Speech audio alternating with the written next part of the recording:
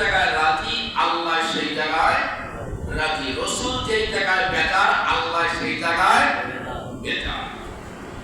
এখন আসেন, আপনার মনকে, আপনার দিলকে আপনি প্রশ্ন করবেন যে হেরে দিল, তুই কি দুনিয়া যা কিছু করস, সব কিছু করার পরে তোর ঠিকানা তো কবর। আমি দুনিয়াতে যা কিছু করি, করার পরে ঠিকানা কোথায়? বলে কোথায়? কবর। তো তুই কবরে যেমন যাবি, তো দুনিয়া কয়দিনের? আপনার দিলকে আপনি প্রশ্ন করেন, কবরে যেন যাবি, তুমি দুনিয়া কয়দিনের? দিল থেকে আপনার জবাব আসবে, দিল থেকে জবাব আসবে, দুনিয়া বেশি দিনের নয়, মাত্র অল্প কয়েকদিনের। আবার যখন দিলকে প্রশ্ন করবেন যে দিল, যদি তুই অল্প কয়েকদিনের যদি দুনিয়া হয়, তাহলে তুই দুনিয়া নিয়ে এত কিছু কেন?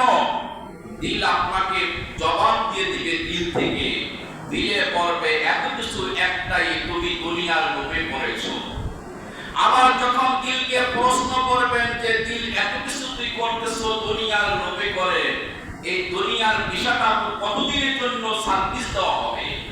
দিলটাই তোমাকে জবাব দিবে যে তুমি যে এখন বলতেছো, কতক্ষণ পরে যে তুমি থাকবা সেটাও তোমার গ্যারান্টি নাই। আবার যখন দিলকে প্রশ্ন করবেন, আরে দিল, তুই যে এত কিছু করস, এত কিছু করার পরেও যে তোর এই অল্প কয়েকদিনের তোর ভিতরে কিসে বাস করে? দিল জবাব দিবে, এটা কোনো মুমিনের পরিচয় নয়, এটা হলো তোর ভিতরে শয়তান বাস করে। আবার যখন জিজ্ঞাসা করবেন শয়তান বাস করে কিভাবে, দিল আপনাকে জবাব দিবে যে এই শয়তান বাস করে কিভাবে। আল্লাহ রাসূল হাদিস মুবারকের মধ্যে বলেছে, দুনিয়ার মানুষ ততক্ষণ পর্যন্ত তাহার কবরের মাটি যতক্ষণ পর্যন্ত মুখের উপরে চাপা না করবে, ততক্ষণ পর্যন্ত ওই মানুষটা আল্লাহর শুকরিয়া আদায় করবে। আবার যখন দিলকে প্রশ্ন করবেন, তোর বাড়ি যদি 3.5 বড় হয়, তাহলে তুই এত বিশাল জমিনের জন্য, এত কিছু করার জন্য তুই খালি উপরের দিকে চাষ পেল, তখন দিল আপনাকে জবাব দিবে, তোমার ঈমান কাঁচা হইতেছে। আবার যখন জিজ্ঞাসা করবেন যে ঈমান কাঁচা হলে কি হবে, পরিণাম এক সময় তুমি হারুন কামান এবং আবু জেহেলের মতো তোমার পরিণাম হবে।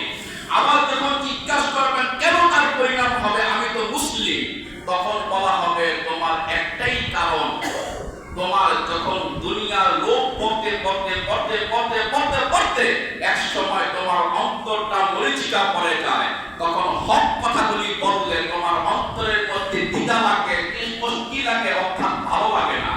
আবার যখন জিজ্ঞাসা করবেন যে হারুন কামাম এবং আবু জেহেলের মতো যদি তুমি মৃত্যুই বরণ করো, তাহলে তোমার বাড়ি যদি 3.5 গভীর হয়, তাহলে তুমি কি করতে চাও? দিল জবাব দিবে, তুমি যদি বাঁচতে চাও তাহলে রাসূলের পথে চলে আসো।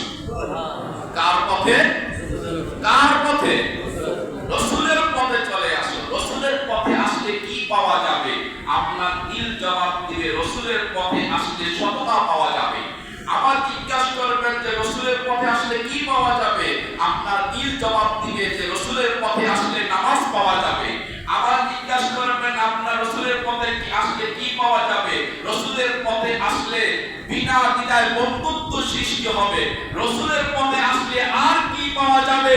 আল্লাহ পাক এই দিলে জবাব দিবে, রাসূলের পথে আসলে তোমার বেস্ট ঠিকানা জান্নাত হয়ে যাবে।